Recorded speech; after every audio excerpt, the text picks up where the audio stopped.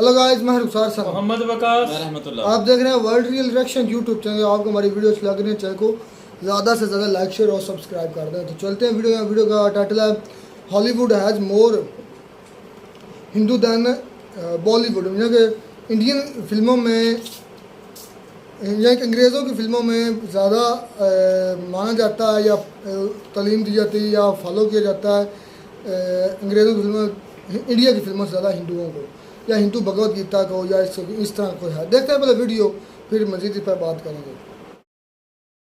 क्या Christopher Nolan को legend बनाने के पीछे हिंदू स्क्रिप्चर्स हैं? Yeah, it's called the Bhagavad Gita. क्या रिलेशन है ओपनहाइमर जैसी फिल्मों और हिंदू दर्शन का? I remembered the line from the Hindu scripture, Bhagavad Gita. आखिर क्यों हॉलीवुड हिंदू ग्रंथों और कहानियों पर ब्लॉकबस्टर फिल्में बनाने लगा और क्यों भारत में ऐसी फिल्में नहीं बनती? Look, I've always been fascinated by the entire Hindu pantheon. क्या क्रिस्टोफर नोलान भागवत गीता से प्रेरित हैं? क्या दुनिया का सबसे बड़ा डायरेक्टर पर्सनल लाइफ में भगवान कृष्ण के सिद्धांत मानता है? और कैसे हिंदुत्व का दर्शन हॉलीवुड की सबसे बड़ी फिल्में बनने के पीछे का कारण बन रहा है?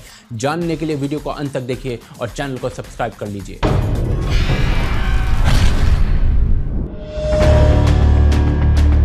ओपनहाइमर फिल्म जिस पर इस समय विश्व का एक बड़ा हिस्सा चर्चा कर रहा है, अच्छे रिव्यूज के साथ ओपन होती दिख रही है। फिल्म क्रिस्टोफर नोलान की है तो जो रिस्पांस आ रहा है वो सरप्राइजिंग नहीं है। यदि भारत की बात करें तो अपने रिलीज से 4 दिन पहले ही फिल्म 2 लाख टिकट्स की एडवांस बुकिंग कर चुकी है और कुछ स्थानों पर 2500 तक की टिकट लोग ले रहे हैं। आपने सचिन तेंदुलकर का नाम क्रिकेट स्टेडियम्स में गूंजता हुआ सुना होगा। अब जरा ये सुनिए।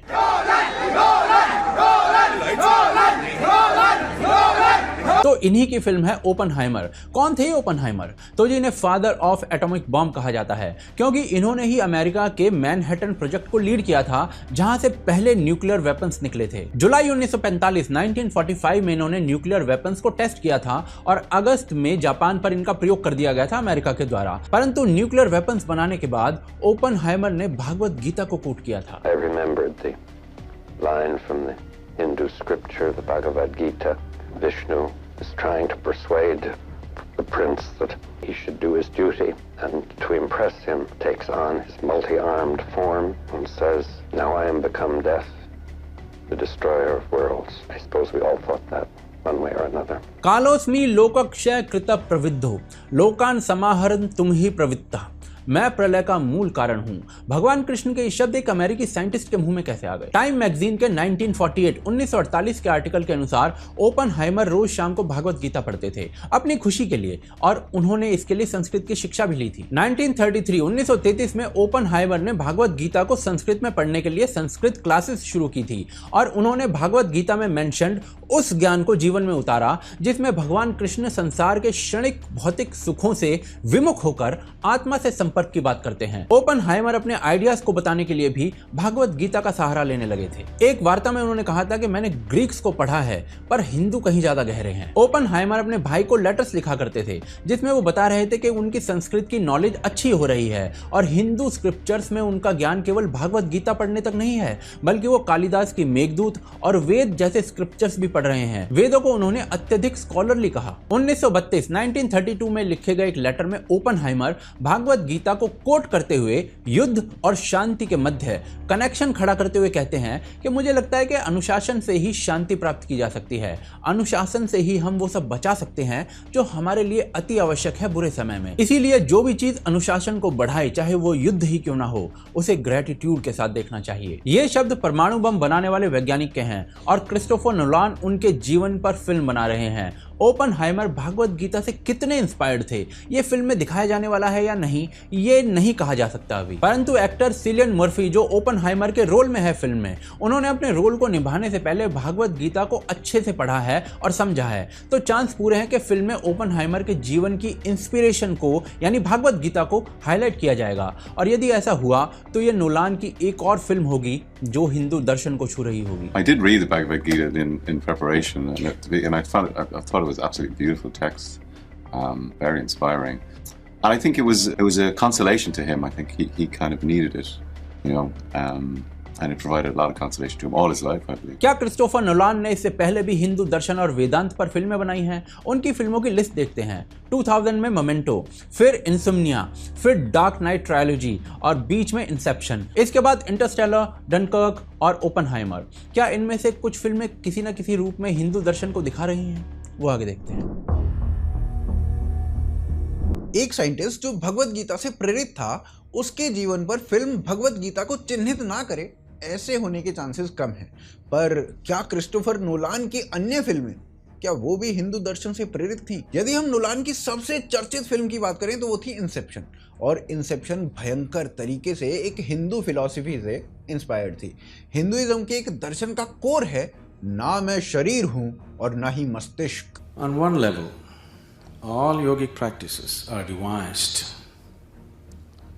Whatever you may be doing, fundamentally it is devised to make you experience I am not the body, I am not the mind. और इंसेप्शन फिल्म का भी बेसिक कोर यही है। फिल्म आपको अनकॉन्शियसली बताती है कि बॉडी मात्र एक कैरियर है जिसमें आप हो। यदि कोई व्यक्ति डीपर लेवल पर मरता है, जैसे मानो सपने में मर गया, तो एकदम से वो उठता है और उसे रियलाइज होता है मैं मरा नहीं हूं क्योंकि मेरे पास शरीर है। अब सपोज करो फिल्म का कैरेक्टर कॉब सपने में ना मर के रियलिटी में मरता, तो लोगों को तो लगता कि वो मर गया, पर हो सकता है वो किसी और संसार में या किसी और स्थान पर जीवित हो, और इस संसार में जो चल रहा है वो सब माया हो। लोगों को लग रहा है कि वो मर गया क्योंकि उसका शरीर जीवित नहीं है, पर क्या वो सही में मर गया ये कोई नहीं जानता। और यही हिंदू टेक्स्ट कहते हैं कि मैं मात्र एक शरीर नहीं हूं। फिर फिल्म में कॉब कहता है फिशर के माइंड में एक आइडिया प्लांट करते हैं ताकि फिशर का अपना माइंड ही ना रहे, और यही बात हिंदू टेक्स्ट भी कहते हैं, मैं मस्तिष्क नहीं हूं।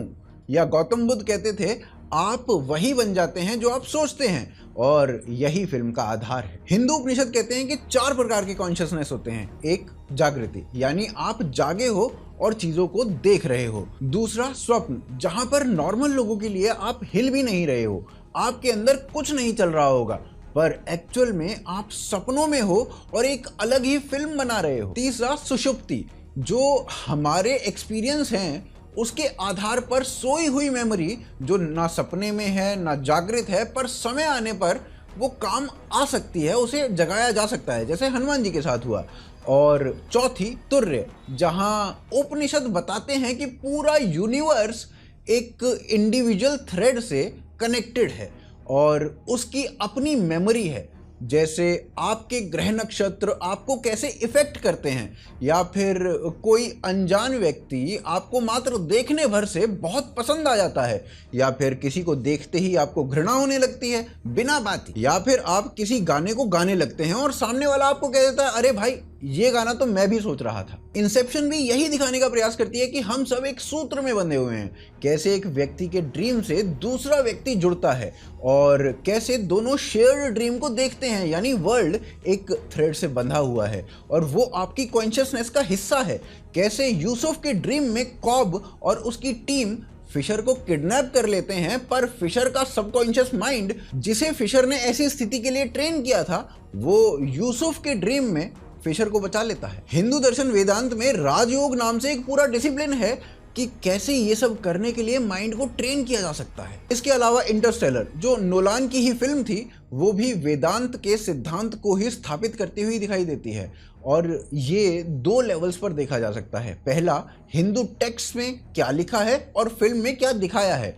जैसे फिल्म टाइम ट्रेवल के बारे में बात करती है, एक व्यक्ति पृथ्वी से दूसरे ग्रह पर जाता है और दूसरे ग्रह का 1 घंटा पृथ्वी के 7 वर्षों के बराबर होता है। हीरो दूसरे प्लेनेट पर 3 घंटे बिताता है, यानी पृथ्वी के 21 वर्ष बिताता है, और जब वो वापस आता है तो पाता है कि उसकी बेटी, जिसे वो 10 वर्ष की छोड़कर गया था, वो अब 31 वर्ष की हो गई है और वो उतना का उतना ही है जितना वो गया था। और ऐसी ही कहानियां हिंदू टेक्स्ट में भी मिलती हैं, जैसे देवता और असुरों के बीच युद्ध हुआ, इंद्र ने मुचकंदा राजा की मदद ली और युद्ध स्वर्ग में 1 वर्ष तक चला और देवता युद्ध जीत गए, तो राजा मुचकुंदा ने इंद्र से आज्ञा ली।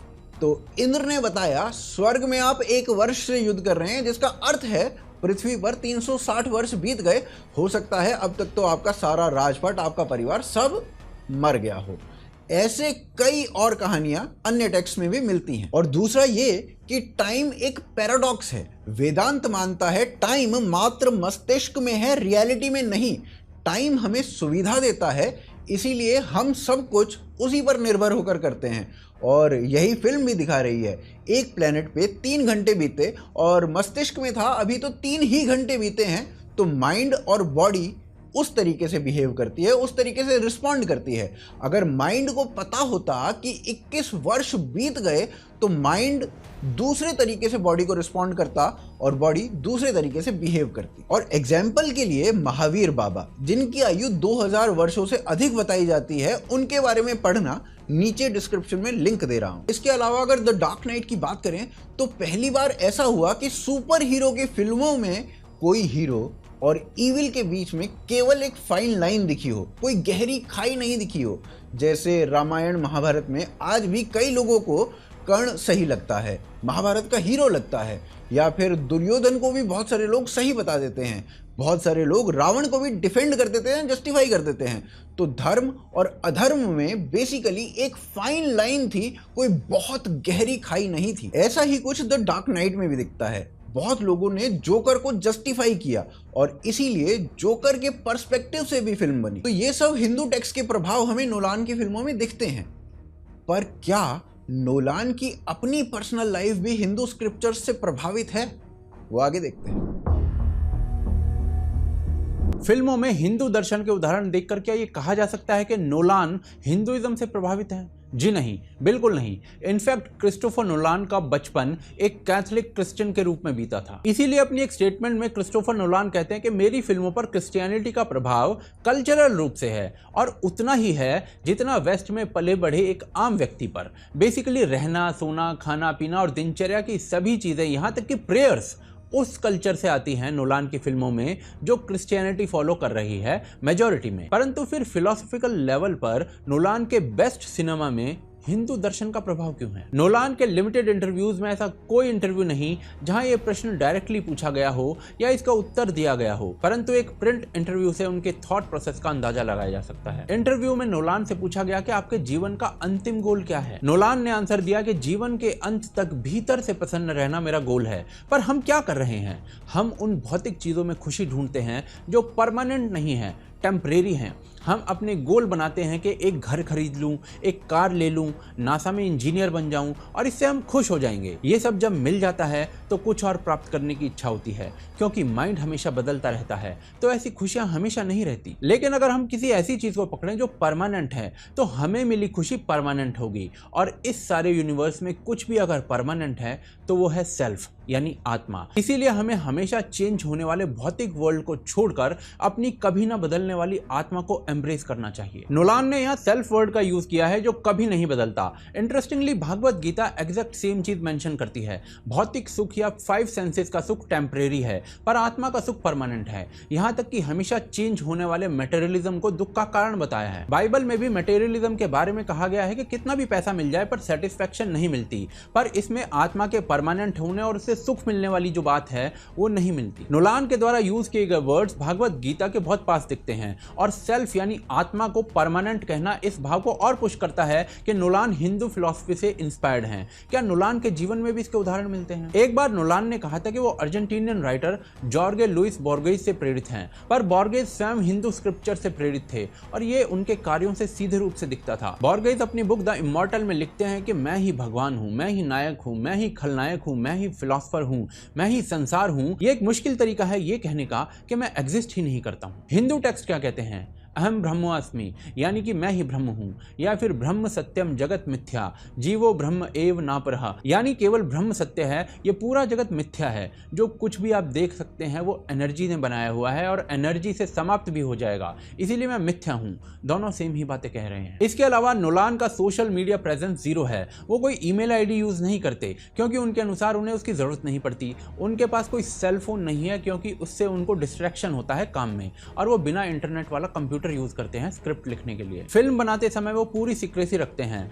बनने और रिलीज के बाद मीडिया के सामने आकर उसको प्रमोट करते हैं, और फिल्म लगने के बाद पूरी दुनिया जब उसे डिस्कस कर रही होती है, नोलान मीडिया या दुनिया के सामने किसी लाइमलाइट में नहीं दिखते उस समय।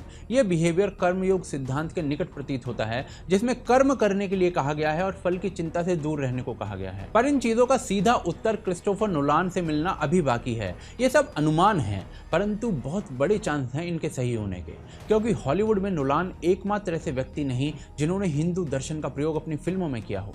कौन कौन है इस लिस्ट में, वो आगे देखते हैं।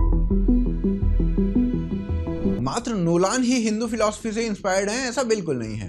हॉलीवुड में एक लंबी कतार है और इस लिस्ट में अवतार, टाइटैनिक जैसी फिल्में बनाने वाले आइकॉनिक डायरेक्टर जेम्स कैमरून हैं। इन्होंने अवतार के समय कहा कि हिंदू देवी देवताओं की सूची बहुत विशिष्ट है और अद्भुत है और उन्हें बहुत पसंद है। इतनी पसंद कि उन्होंने अपनी फिल्म का नाम अवतार रखा, ना कि इनकारनेशन। टाइम्स ग्रुप ने पूछा कि अवतार क्या होता है, तो उन्होंने बताया हिंदू भगवान जब धरती पर आए थे तो उन्हें अवतार कहा गया था। Well, look, I've always been fascinated by the entire Hindu pantheon. You know, all these amazing, mythic beings and the color, the visual look. I'm an artist. I paint. I draw. James Cameron ने भले ही हिंदू धर्म ना अपनाया हो, पर वो इससे inspiration अवश्य लेते हैं। और ऐसे भी बहुत लोग हैं जिन्होंने हिंदू धर्म ही अपना लिया, जैसे जूलिया रॉबर्ट्स। ये ईट प्रे लव की शूटिंग करने भारत आई और नीम करोली बाबा के आश्रम में पहुंची। वहां पर हनुमान जी की भक्ति से इतनी प्रभावित हुई कि इन्होंने हिंदू धर्म अपना लिया, जबकि इनके स्वयं के पिता एक बाप्टिस्ट है। सिल्वेस्टर स्टेलोन, जिन्हें आप रॉकी या रैम्बो के रूप में जानते हैं, इनके साथ एक विचित्र घटना हुई। इनके पुत्र की मृत्यु हुई और इन्हें अपने बेटे की आत्मा अपने आसपास ही दिखाई देती। बहुत लोगों से बात की पर कुछ हुआ नहीं, बड़े परेशान से रहने लगे थे। फिर किसी ने बताया कि एक बार अपने बेटे का पिंड दान करो, चीजें बेटर हो जाएंगी। तो ये अपने पूरे परिवार के साथ सती घाट कनखल में पहुंचे और वहां पर पिंड दान किया, चीजें सुधरी और उसके बाद से इनका हिंदू धर्म में बिलीफ बढ़ गया। रसल ब्रांड कॉमेडियन हैं, एक्टर हैं और केटी पेरी के पति हैं। इन्होंने जब केटी पेरी से शादी की तो वो राजस्थान में की और हिंदू रीति रिवाज के साथ की। क्यों? क्योंकि इनका विश्वास हिंदू धर्म में मेडिटेशन करने से बढ़ा और वो विश्वास इनके एक्शंस में, इनके पहनावे में भी दिखने लगा। ह्यूग जैकमैन पूरे विश्व के लिए वॉल्वरिन होंगे, पर अपने लिए ये वो है जो हिंदू धर्म में डूबा हुआ है, उसकी मिस्टिसिज्म में डूबा हुआ है। उपनिषद गीता पढ़ने वाला, अंगूठी भी वो पहनने वाला जिस पर संस्कृत टेक्स्ट ओम परमार मेमारम लिखा हो। What happens when you die, Hugh, do you think? I've just been reading about it this morning. Oh, somebody knows? Somebody wrote a book about it? Yeah, it's called the Bhagavad Gita.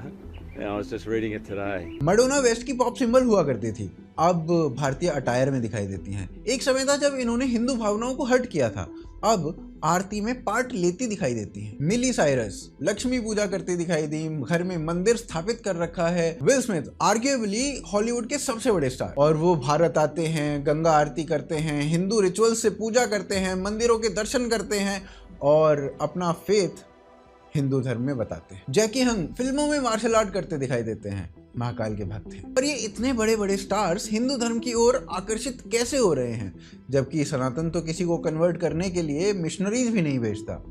वो जानेंगे अगले chapter में। Hollywood ने बहुत सी blockbuster फिल्में बनाई हैं जिसकी प्रेरणा हिंदू धर्म से ली गई है। इसकी मेजर रूप से शुरुआत स्टार वॉर्स सीरीज से हुई थी 1977 में। इसके बाद 1995 में स्पीशीज, फिर मैट्रिक्स सीरीज, एक्समैन या फिर अवतार series, doctor strange, Inception, Interstellar जैसी अनेक फिल्में हैं जो ऑल टाइम ब्लॉकबस्टर रही हैं और हिंदू दर्शन पर बेस्ड हैं। यानी एक चीज क्लियर है कि लोगों को देखने में मजा आया और फिल्म बनाने वाले को बनाने में मजा आया, और ये पैटर्न स्टार वॉर्स के बाद अधिक देखा गया। पर स्टार वॉर्स से पहले क्या कुछ हुआ था? 1966 में अमेरिका में हरे रामा हरे कृष्ण मूवमेंट कदम रख चुका था और जल्दी फैलने लगा था। 1970 में पहली बार एलेक्स इन वंडरलैंड नाम की फिल्म में हरे रामा हरे कृष्ण मूवमेंट के वॉलंटियर्स दिखते हैं एक वॉर सीन के बीच में।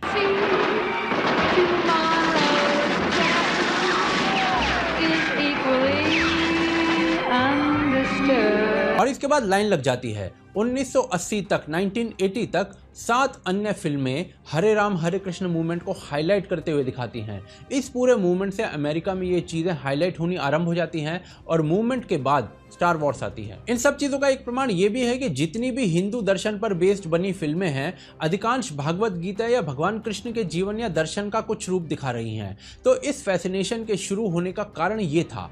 पर क्या केवल एक मूवमेंट लोगों को फिल्म बनाने पर विवश कर सकता है? जी नहीं, इसका दूसरा कारण भी है। एक फिल्म मेकर बेसिकली एक स्टोरी टेलर होता है और हिंदू दर्शन स्टोरीज का, कॉम्प्लेक्स थ्योरीज का और जटिल विज्ञान की कहानियां बनाने का एक भंडार है, एक फिल्म मेकर के लिए गोल्ड माइन। बाकी एक कारण बॉक्स ऑफिस सक्सेस भी हो सकता है ऐसी कहानी वाली फिल्मों का। पर एक डायरेक्टर के अलावा किसी एक्टर या एक्ट्रेस के फैसिनेट होने का क्या कारण है? बहुत सिंपल कारण है।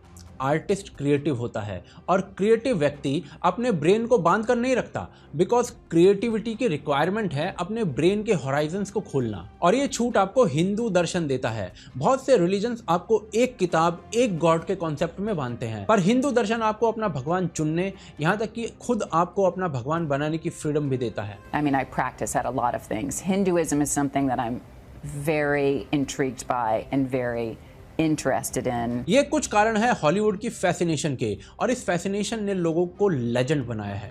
कैसे नोलान इन्हीं कहानियों से लेजेंड बने, आगे देखते हैं।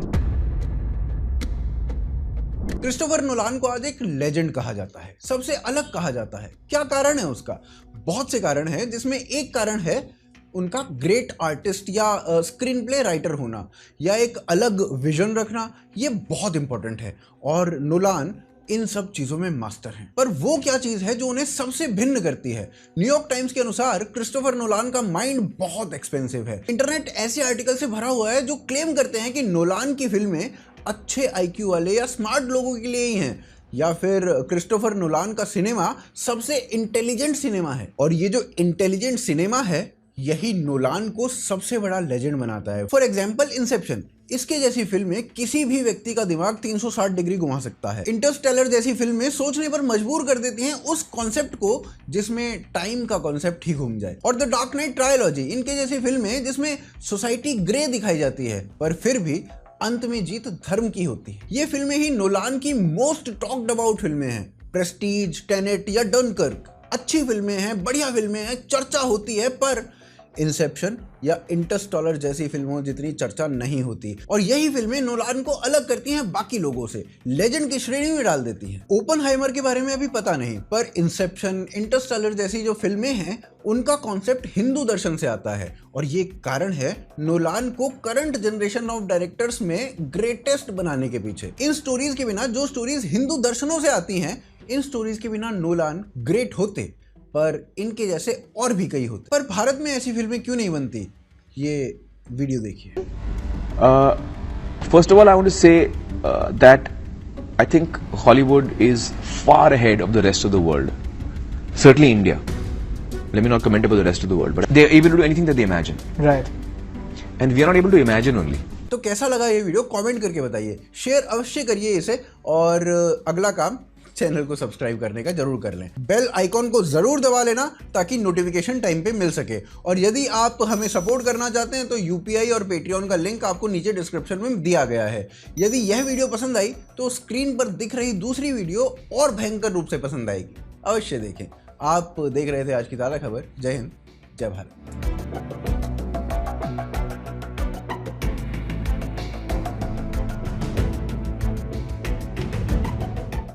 वीडियो ही ख़त्म। इस पर हमने पहले भी एक शायद वीडियो की थी गौरव ठाकर की, कि जो था ना एटम बॉम्ब का फादर, जिनका रॉबर्ट होपनहाइमर, क्या नाम था उनका, तो उन्होंने भी भगवत गीता से इंस्पायर्ड था। और जब उसने टेस्ट किया तो तब उसने भगवत गीता का ही एक मतलब ना उसको कोट किया, उसकी एक हम आयत कहते हैं, वो अपना क्या शरात या क्या जो भी कहते हैं वो पढ़ा।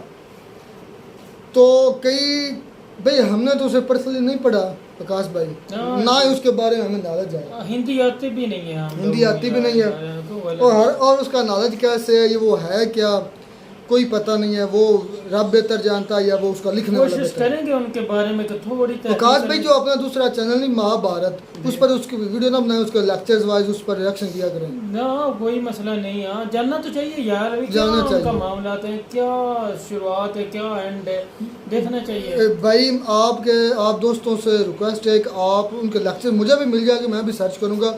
फिर भी किसके पास अच्छा ट्यूटर की, अच्छा टीचर की, उसके ऊपर जो लेक्चर होते हैं, लेक्चर वाइज होते हैं ना, एपिसोड वाइज होते हैं कि ये एक लेक्चर है, इसमें इतना सिखाया गया है, इसकी उर्दू ट्रांसलेशन के साथ, यानी कि हिंदी में, क्योंकि हिंदी तो हमें समझ आनी नहीं विकास भाई, हिंदी की ट्रांसलेशन के साथ अगर किसी के पास अपना उर्दू की ट्रांसलेशन के साथ किसी के पास पढ़ी है भगवत गीता पूरी की पूरी बुक की ट्रांसलेशन, वो अगर किसी के पास है तो वो सेंड कर सर दे। भी ये तो बात ठीक है, जो वो बात जो इंडिया और यानी कि गोरे जो हैं इसके ऊपर ज़्यादा जा रहे हैं, ये जो इंडिया ने ये क्यों नहीं कर रहा फिल्म, इनकी ऐसे को क्यों नहीं बनी? पीके फिल्म बनी थी, उसका अगर मैं पूरी निचोड़ निकालूँ ना, निचोड़ निकालूँ, इंडिया के लोगों ने तो उसको शायद गलत समझा था, लेकिन मैंने उसका जो नतीजा निकाला ना, उसमें ये कहा है कि कोई भी बच्चा पैदा होते ना मुस्लिम है ना हिंदू है।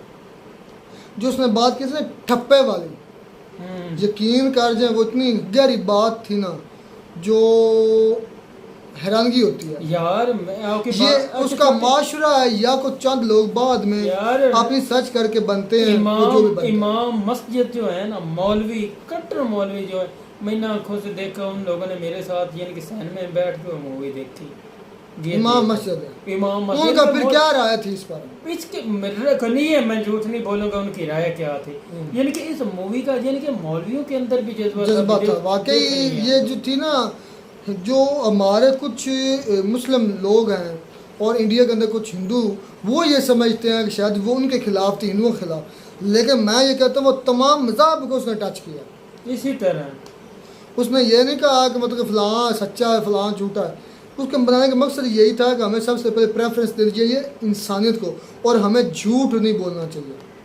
वो जो आमिर खान का रोल था ना एलियन का, कि वो हाथ पकड़ कर मतलब सारा कुछ जान लेता था, तो उसका साबित करने का मकसद ये था कि यार हमें एक दूसरे की नेचर को समझना चाहिए, हमें झूठ नहीं बोलना चाहिए।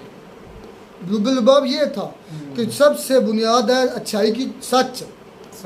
अगर आप सच बोलेंगे, यकीन अगर आप 90% बुराई से बच जाएंगे। मैं एक मिसाल देता हूँ, आपने किसी की चोरी की है, चोरी की है ना जी जी, आप चोरी करते हैं, आपसे कोई मजमे में पूछता है, अकेले में पूछता है यार आपने चोरी की है, अब आपकी मजबूरी बन जाएगा झूठ बोलना। अगर आप सच्चे होंगे, आप सच बोलते हो, आपने चोरी ज़रूर की होगी, लेकिन आप मान जाएंगे तो नेक्स्ट टाइम आपको शर्मिंदगी होगी, आप चोरी नहीं करेंगे। ये बात आप बिल्कुल ठीक है, एग्री करता हूँ उस बात। ये मकसद था उस फिल्म का कि सच बोलें। और एंड पर जो 2 लाइनें बोली थी कि उन्होंने कहा कि वो इधर से एक चीज़ सिखा कर गया है पीके फिल्म का, और एक सीख कर गया। सीख कर ये गया कि झूठ कैसे बोलना है, सिखा कर ये गया कि प्यार कैसे करना है, सच कैसे बोलना है, और लोगों को इंसानियत का दर्द दे कर गया, इंसानियत सिखा कर गया। वो जो एलियन का करैक्टर था, और यह पूरा निचोड़ था पूरी मूवी का। यार वो जो सरफराज वाला रोल था, मैं उस पर गहराई में नहीं जाऊँगा। अब बात आती है इंस्टॉलर और इंसेप्शन, और आपको रॉबर्ट ओपनहाइमर, उसके बाद और भी काफ़ी मुझे अवतार वो क्या लफ्ज़ था, उसके बाद मैट्रिक्स। ये ऐसी मूवीज़ है जो सारी हॉलीवुड की हैं और सारी की सारी डिपेंडेंट हैं, सारी की सारी बुनियाद जो हिंदू भगवत गीता की है, हिंदुइज्म पर है। इस्लाम पर किसी हॉलीवुड को मूवी है आपके जहन में, कोई किसी हॉलीवुड प्रोड्यूसर ने बनाई इस्लाम पर, या इस्लाम से इंस्पायर्ड होकर बनाई है आपके? मैं झूठ नहीं बोलूँगा, मैंने देखी भी नहीं, मैंने सुनी भी नहीं है, मैं क्यों गलत बयानी कर दूँ इस तरह। दुनिया के देखें जितने भी मज़हब है ना, वो तकरीबन जो उनके बेसिक जो देखें ना असूल वो एक जैसे ही हैं। हमारी कुरान मजीद भी है, उसको हिंदुज़म जो हिंदू के लोग हैं इंडियन, वो ज़्यादा हमसे भी ज़्यादा स्टडी करते हैं, सर्च करते हैं। अब शायद वो ये खामियां निकालने के लिए करते हैं या वैसे करते हैं।